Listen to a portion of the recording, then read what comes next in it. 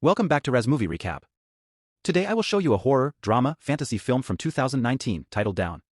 Spoilers ahead. Watch out and take care. Jennifer is one of the last people left in the office on a Friday night. She's going to catch a plane to New York for the extended weekend to see her ex-fiancé for Valentine's Day, so she writes him an email. She doesn't want to be late for her flight, so she grabs a bunch of candy and leaves the office. Simultaneously, Guy's getting ready to leave work as well. They both end up waiting for the elevator at the same time. Jennifer gets on the 49th floor and he joins her on the 42nd. Guy immediately starts chatting with her and joking. She replies but doesn't seem interested in having a conversation. Guy shows her an etching on the wall when the elevator suddenly stops. He tries the keys and the alarm button, but nothing works even though the electricity in the elevator seems to still be on. Guy tries opening the door, though that doesn't work either. They try waving to the fully operational camera and still no one responds to their calls. To make matters worse, none of their phones has service because they are 4 stories underground. Jennifer wonders where the security for the building is, worried that she'll miss her flight. 15 minutes later, they try calling for help and banging on the door, but no one can hear them. Guy gets the idea that there might be an escape hatch, so she awkwardly climbs on his shoulders and they check the elevator ceiling. She heard her hand a little banging on it, so he puts her down. 1 hour later, Jennifer realizes that she'll never catch her flight, and even though Guy jokes to lighten the mood, she just curses everything and everyone out. They finally introduce each other and continue with the banter that Guy had started the moment he stepped on the elevator. Since Jennifer doesn't have any water in her thermos, Guy offers her his bottle, but they joke that they should pop open the wine he had on him instead. Both of them realize that they have bottle openers in their bag and laugh about it. They don't open the wine, but she does accept his water. As a consolation prize for not having any actual food, Jennifer gives Guy some of the candy.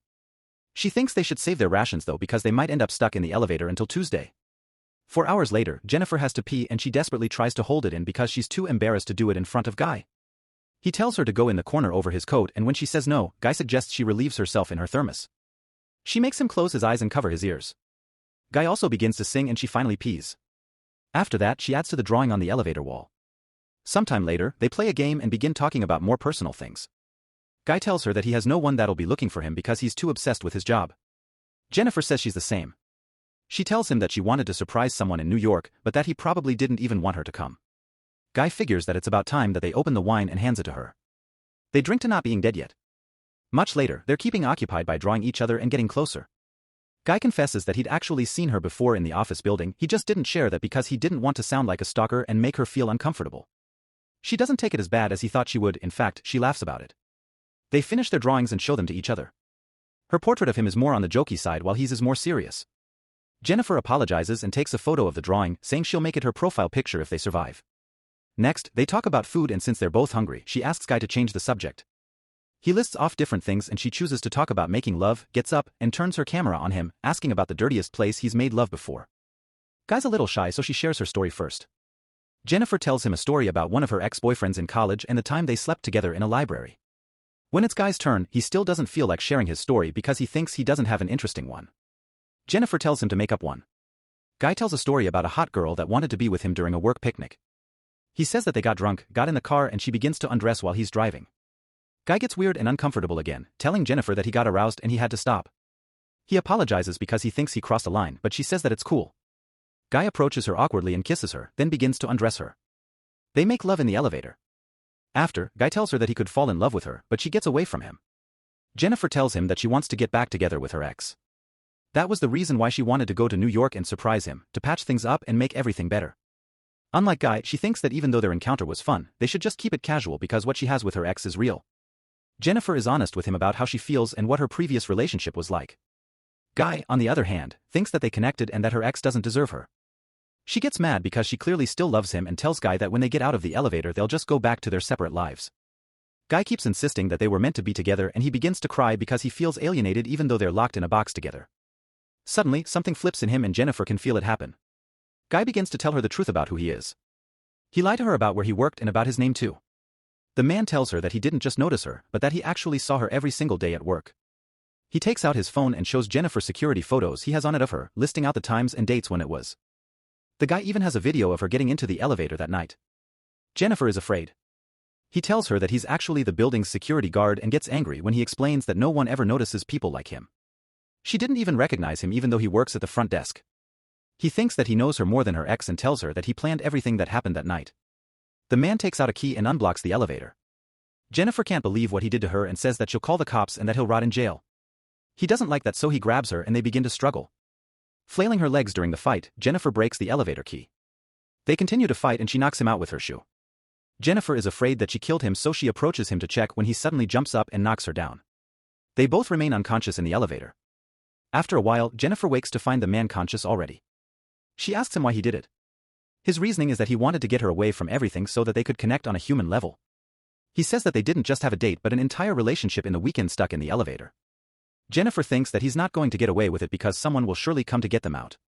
Unfortunately, she finds out that the guy has taken all the shifts for that weekend and the 2 other guards won't be coming in until the extended weekend is over on Tuesday. Jennifer asks what he'll do and he says that he would rather kill her than go back to prison. He says that he never forced her to do anything, but Jennifer tells him that he kidnapped her. That sends him into a rage spiral. When he calms down, he opens the present that Jennifer had bought for her ex-fiancé. He finds a shirt and a box in the bag. The guy puts the shirt on and tells Jennifer to open the rest of the present. Jennifer opens the box to reveal cigars, complete with the necessary tools, like the cigar scissors and lighter. He lights a cigar and taunts Jennifer further, even saying that she could have gotten her ex back with all the nice gifts. In a gust of irony, he wishes her a happy Valentine's Day. Sometime later, the guy apologizes to Jennifer for scaring her and asks her if they can reconcile. He asks for another chance and tells her that she doesn't have to answer right away, but to think about it. The guy comments on the travel ad that's playing in the elevator, saying that the people in the video look happy together. He tells Jennifer that he'll take her to the resort from the ad one day. He's bothered by the neon light in the elevator that isn't working, so he breaks it with Jennifer's thermos. The guy realizes that the light bulbs under the ceiling panels must get replaced sometime. He thinks that he can get that panel off and get out of the elevator thought there. As he breaks it open with the thermos, Jennifer stands up next to him. He asks Jennifer to give him a boost to get up there, promising that he'll come back for her. However, Jennifer thinks it would be easier if he gives her a boost because she doesn't have enough strength to do it. He doubts that she'll want to come back for him and she'll call the cops. Jennifer tells him everything that he wants to hear and convinces him to give her the boost. She gets on his shoulders and pulls out of the elevator. The guy tells her where the ladder and the door are, happy that they finally managed to escape. Jennifer turns around and gives him the middle finger, pissing him off. As she climbs the ladder, he finds a way to get out of the elevator too. The guy binds 2 pieces of clothing together and throws them over the elevator beam. Jennifer is already moving towards the door as he starts climbing up. He tells her that she'd better run because now she's going to die. Jennifer gets close to the door when he already reaches the level she's on and follows her. She opens the door and screams for help, then he suddenly garbs her and hurls both of them back in the elevator. They both fall unconscious. Jennifer wakes up first and sees the fire sprinklers, conceiving a new plan to get herself out. She tries to activate the fire alarms by lighting a cigar, but when she doesn't manage that, she starts a small fire. As the elevator fills with smoke, the guy wakes up and she punches him, breaking his nose. Jennifer succeeds in restraining him with a piece of clothing. He tells her that the fire alarm won't come on, but that they'll just get soaked and electrocuted. Jennifer threatens to seriously hurt him and makes him confess to everything that he's done to her. She turns her camera on and shoots herself, explaining what she knows about what happened. Jennifer turns the camera on him and asks for his real name. He says he's called John Deakins. John confesses that he got them stuck in the elevator on purpose. He even etched the drawing on the wall. That Friday he used the key to stop the elevator while she wasn't looking. Jennifer makes him admit to trapping her in the elevator. John admits to trapping and kidnapping her. She keeps questioning him, so he confesses to the camera everything that he did to her, from hitting her head on the ground to throwing her against the wall. Jennifer asks why and John says that he just wanted a date with her. If he had asked her out normally, she would have turned him down. John tells her who he was before he became a security guard.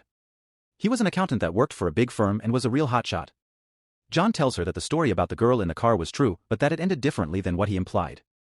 He ended up missing an exit and drove straight into a ravine. The car flipped 7 times until it was stopped by a tree. The girl was dead on impact. John got only 6 months in jail because he had the resources to keep himself out. When he got out, the only job he could get was as a security guard. After a few months, he wanted to be himself again and feel it for a little while. Jennifer still doesn't understand why he chose her. He says that it's because she's great. Monday arrives and they're still trapped. One of the other security guards, Eddie, takes his new girlfriend to the building to show her the roof. When they walk inside, he looks for John, and when he doesn't find him, he checks the security monitors. Eddie sees John and Jennifer are stuck in the elevator, waking them both up. Jennifer begs him to get them out of there. He tells her that he'll come down and get them out while his girlfriend falls asleep on the couch. Eddie gets to the elevator and pulls the doors open with a crowbar. Jennifer wants to get out, but he tells her that he needs to open the doors completely first and moves away. Suddenly, John knocks her out. He tells Eddie that he's there and he gives John his keys. John tells him that it's not working and Eddie says he'll climb in to help them. He gets stuck in the elevator and sees that something has happened inside when John turns on the elevator and cuts him in half. He knocks Jennifer out again, then takes her to his car and puts her in the trunk.